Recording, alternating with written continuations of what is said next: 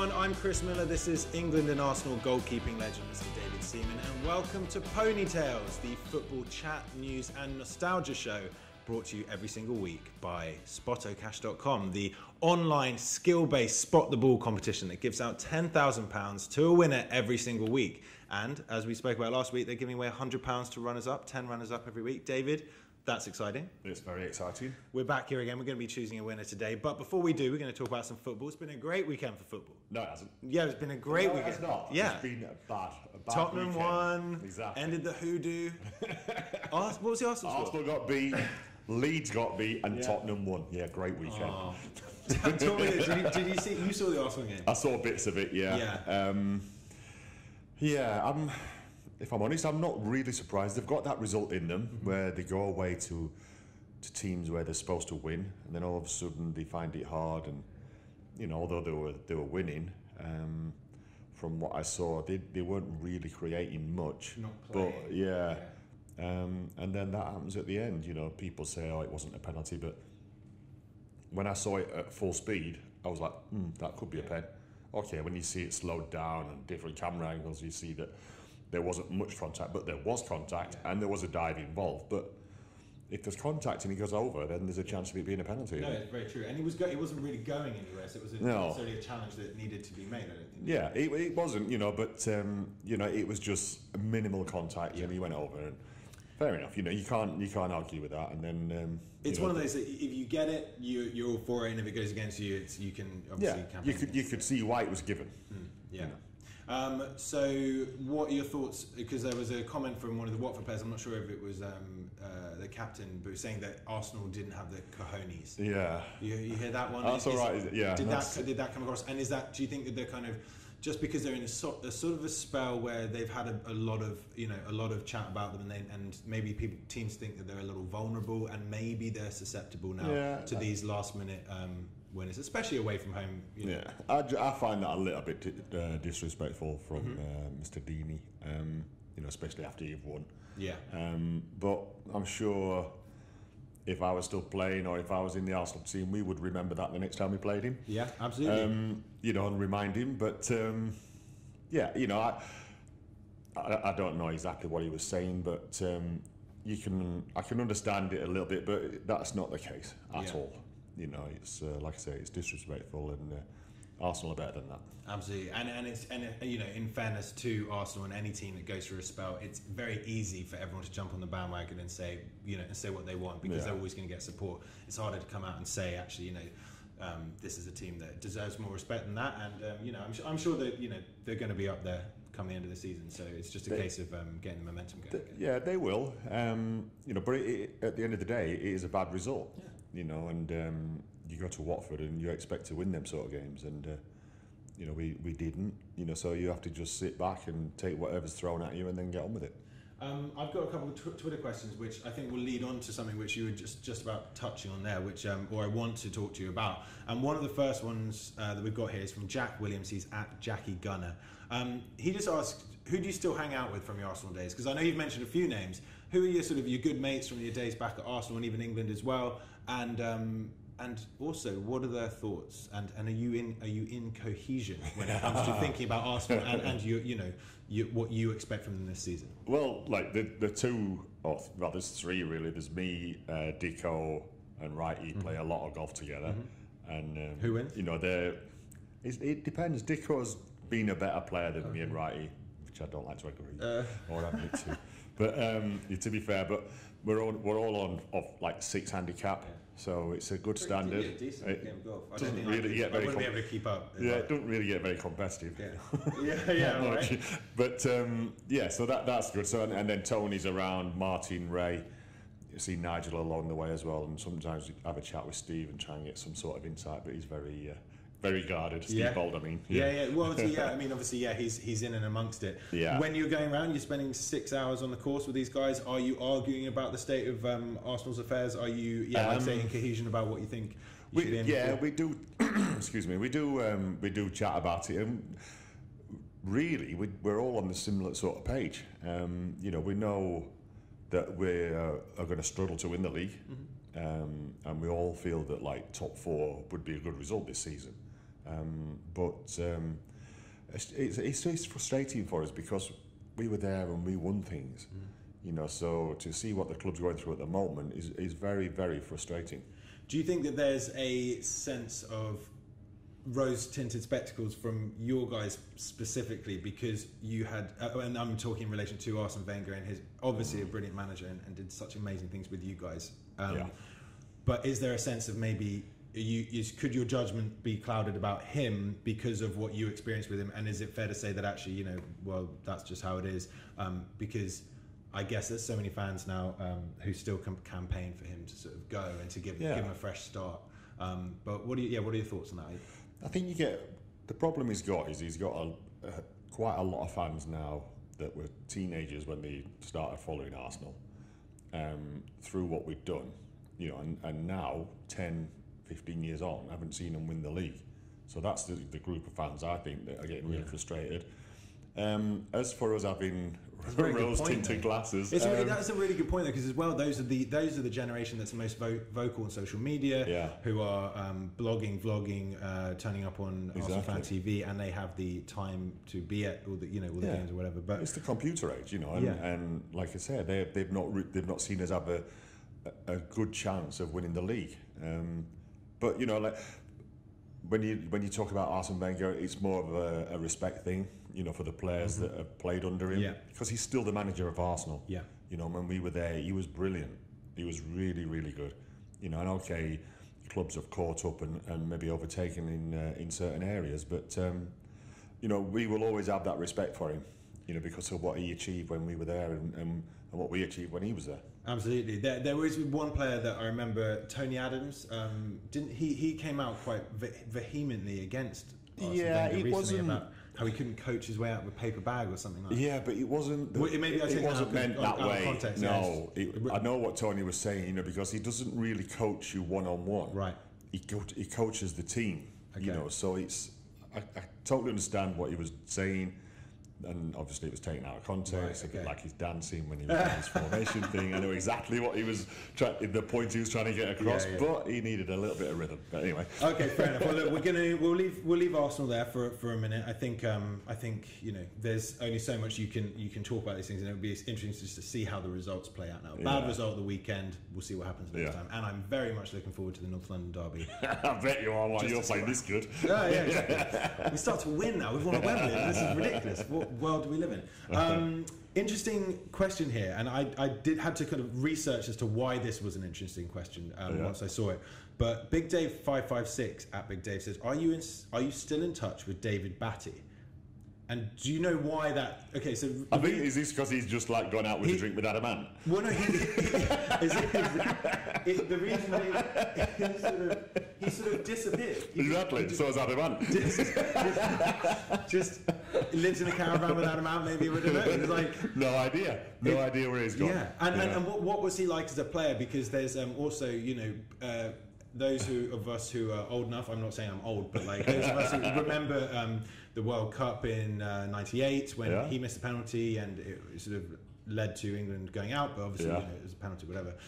But if there was one player that psychologically could cope with it, your teammates all said David Batty would be able to cope with it, and so on and so forth. Yeah. What is it about him, and what do you know about him, and are him and Adam Ant actually out for drink? That's his choice. He's just chosen a life away from football. And, right.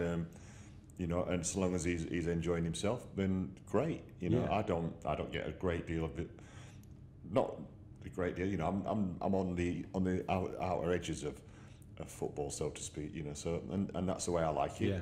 You know, obviously he likes it without actually being involved. You know. Well, like I said, nobody knows where he is. Well, I'm sure some people know, but the important people probably do. Yeah. Just Twitter doesn't know where he is. Okay, fine. But as a guy, he was a strong character. Yeah. You know, and people remember him for the penalty miss. You know, but Pauling's also missed just after I made a save. And, you were like, "This is it, the big moment. I've done it, Seaman again." And then those two turn up. Yeah.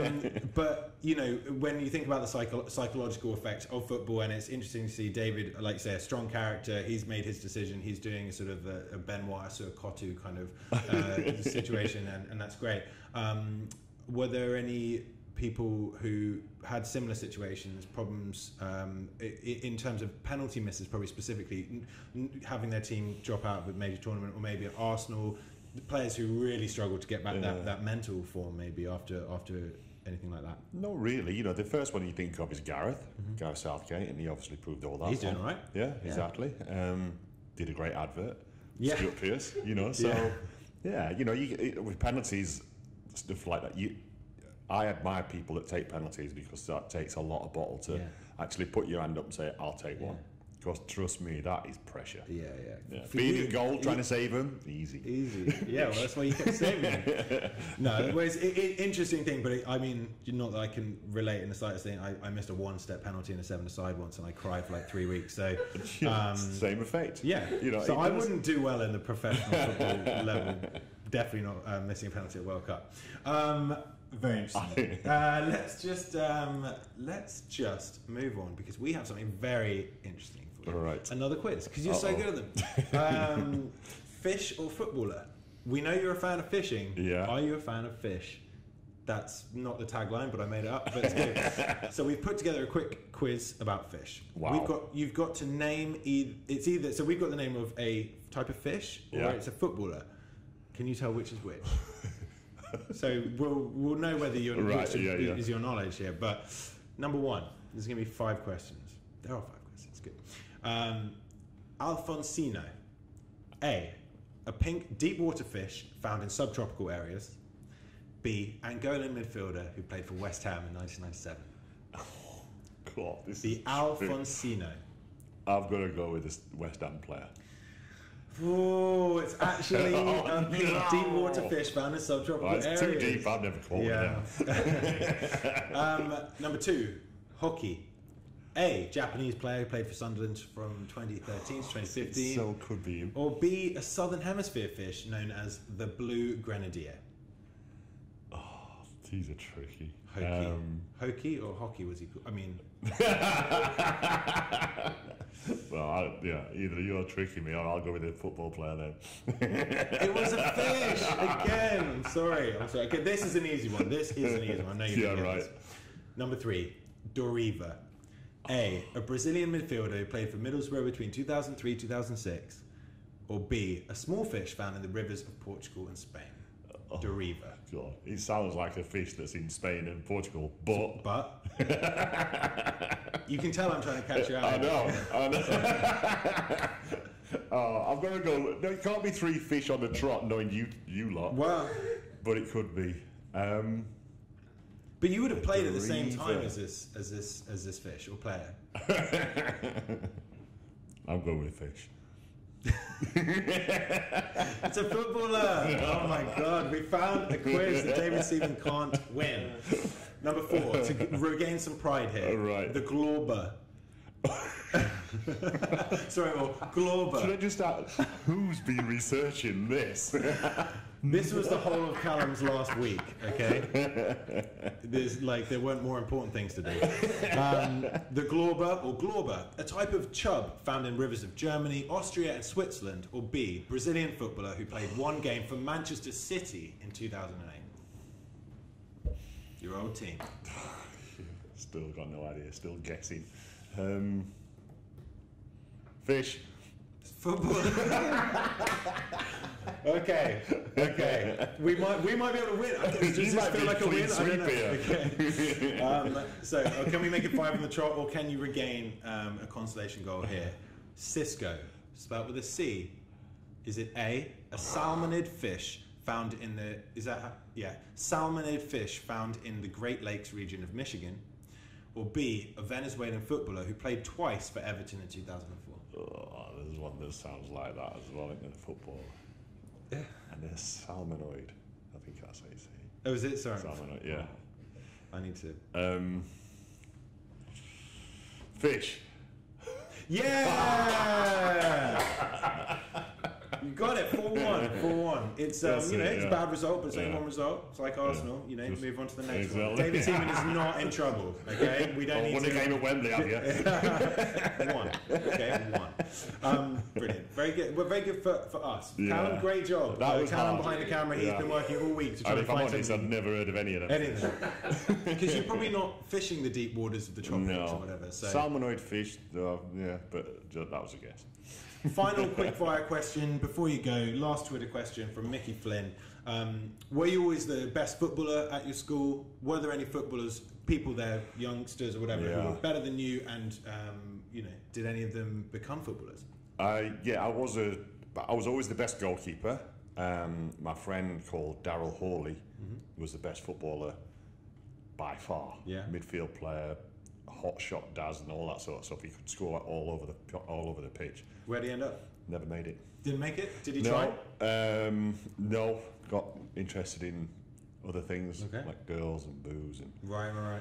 clubs and stuff like that. And it was a shame because he had got everything. Real talent. Yeah, talent. I mean, how much? You must have seen it so much, not just from when you're growing up, but through the ranks and seeing academy players or those who don't quite make it. How much luck is involved in this? It's not just obviously skill is so important and talent, but hard work, luck, and also just that those events just happening. I mean, you got let go from Leeds. They said you weren't good enough, and then you're playing at World Cups and captaining England. Yeah, that sort of thing happens. Even looking at like Lee Dixon and Steve Bold, I know for a fact that Lee was released twice. Right. I think it was Stoke and no, not Stoke. I think it was Bury and another club up north. But even going back to my brother, who was 2.5 years younger than me, he came to Leeds on trial, and they wanted to sign him, but they'd already signed their quota of apprentices. Right. Okay. So because it was late in the season for when they were signing them, and then he ended up not getting a club, and then became a very good cricketer, but didn't do it professionally. So it's been in the right place at the right time. That can help. He had ability, but it just didn't flourish. Yeah, well, we're glad that you persevered through your. Everyone goes. I think everyone must go through rejections. It's not that easy, is it? When you're starting out, everyone's going to get a few turnbacks. And sometimes it's something that might be needed that then spurs you on. Yeah. And is that what you felt with the Leeds situation? Was that something that gave you a real? I'm going to prove these guys wrong. Yeah, because somebody's told you that you're not good enough. First of all, you believe them because for me it was Eddie Gray. Who was a Leeds idol for me and a legend. So then you go away a little bit thinking, oh God, what am I going to do if I'm not good enough? But then when you get a chance, then you start playing and start rebuilding your career and thinking, I'm really going to show you. Absolutely. And you did. Luckily, I did. Yes, you did. David, thank you again. Brilliant. Everyone at home, make sure that you join us on SpottoCash.com, where we draw the winner every single Monday. David's going to choose where the centre of the ball is, and the person who's nearest or gets the exact pixel in the picture wins £10,000. So we're going to be doing that now. You guys all make sure you go and play SpottoCash.com, and we'll see you next time. Goodbye.